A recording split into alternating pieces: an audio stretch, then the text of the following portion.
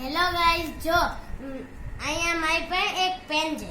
જો તમને ખબર છે કે તમે નાના હશો તો તમને પેન્સિલથી લખાતા હશે. હું કામ કહું? કારણ કે તમે ઇરેઝ કરી શકો.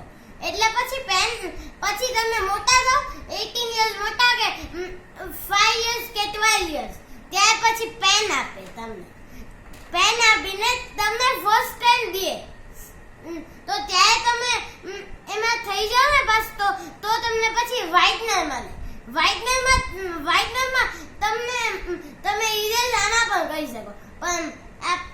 પણ એનું ધ્યાન રાખવાનું કે એ હાથ ઉપર નો આવી જાય અને પછી હવે મોઢામાં વયું ગયું તો ઓકે. તો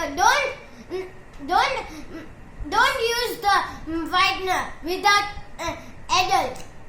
Okay, bye, thank you.